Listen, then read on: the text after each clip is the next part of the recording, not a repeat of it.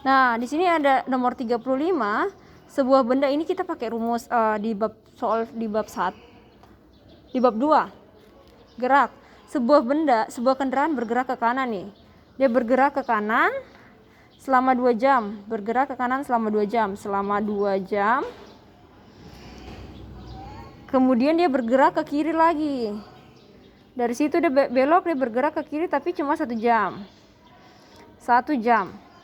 Jika kelajuan kendaraan itu tetap, berarti dari sini ke sini, dia kembali ke sini tetap 80 km per jam.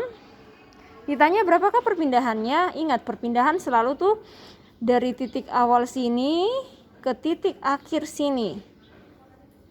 Begini ya posisinya, ini miring, maksudnya begini lurus. Entah dia melewati jalur yang sama atau seperti ini, pasti dia melewati jalur yang sama, jadi dia akan kembali di sini. Trit di sini nih. Nah, berarti dia punya garis tuh dari titik awal ke titik akhir. Berarti kita sudah dapat arahnya, berarti ke kanan lagi. Arahnya sudah ke kanan nih, sudah dapat. Tapi berapakah jarak dari sini ke sini? Kita belum tahu. Pertama kita analisis dulu. 80 km per jam itu adalah maksudnya 80 km dalam 1 jam, sedangkan di sini adalah 2 jam. Berarti karena dibilang kecepatannya konstan, berarti dia menempuh jarak 160. Dari mana? 160 bagi 2 itu sama dengan 80 toh. Ini 160 km. Kemudian berikutnya dia kembali nih dari sini ke sini. Berarti jarak dari sini ke sini adalah 160 km. Kemudian dia kembali dari sini ke sini selama 1 jam. 1 jam berarti 1 jam itu sama dengan 80 km. Karena kita pakai konsep ini toh. 80 km dalam 1 jam. Berarti dalam 1 jam dia menempuh jarak 80 km. Dalam 2 jam dia menempuh jarak 160 km. Oke, kasih masuk. Ke sini 60, kembali ke sini 80, berarti titiknya di sini titik 80. Berarti dari 0 ke 80. Sama atau dari 0 ke 80, 80 ke 160 sama saja. Berarti 80 km ke kanan. So the answer is B. Nah, kita lanjut soal nomor 37 dulu. Nah, grafik posisi terhadap waktu untuk setiap benda yang bergerak dengan kecepatan tetap berupa kurva. Ditanya kurva linier, kuadratis, konstan atau tak tentu.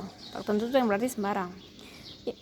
Ingat, ini dibilang kecepatannya konstan. Berarti kalau kita bikin tabel seperti ini, tabel ini kecepatan, ini waktu, ini waktu dulu sudah, waktu, ini jarak. Nah, ditanya dalam waktu kecepatan misalnya 3 ya. Oh, udah stabil nih, 3 sampai selesai. 3. Nah, 3 juga kecepatannya 3 meter per second for example.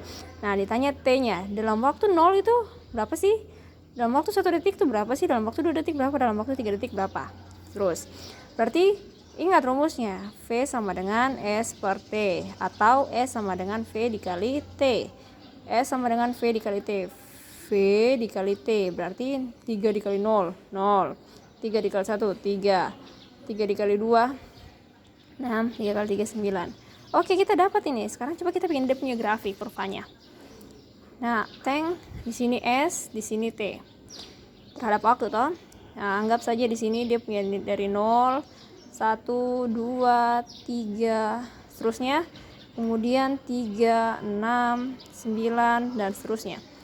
Anggap kalau dari titik 0, jadi ingat ini X, Y, X-nya itu waktu, Y-nya itu jaraknya.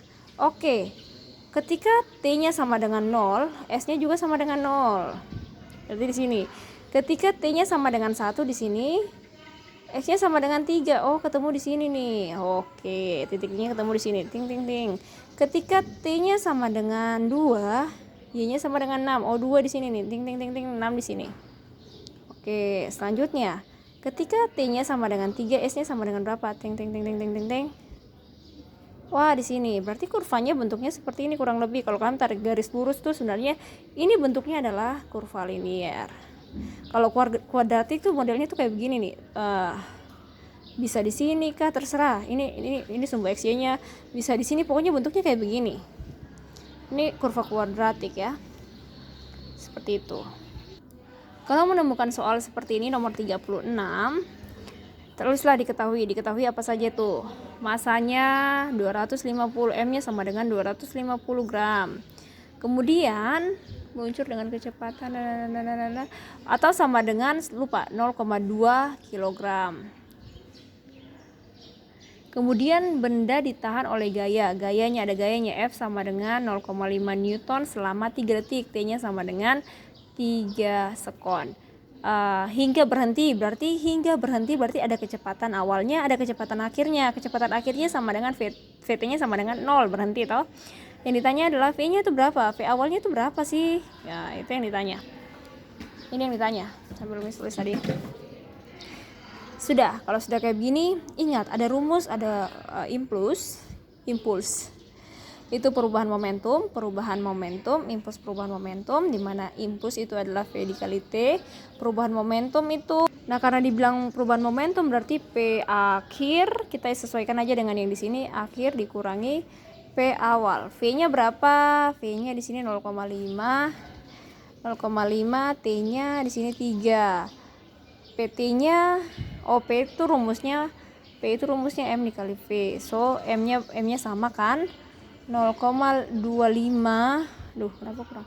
0,25 dalam kurung sebenarnya bisa V2 VT dikurangi V0. Seperti ini. Kita kasih keluar M-nya karena sama-sama punya M, cuma dia punya V yang berubah atau beda. Nah, ini kali ini sama dengan 1,5 sama dengan 0,5. Ini kasih masuk VT-nya kita berapa tadi? 0. VT-nya kita 0, berarti 0 kurangi minus VT berarti 0,25 minus 0,25 VT. Berarti VT sama dengan 1,5 dikurangi 1,5 dibagi dengan apa tadi? 0,25. Ingat ya, minus ini hanya menunjukkan arahnya. So 1,5 dibagi 0,25 6. Berarti minus 6 nih.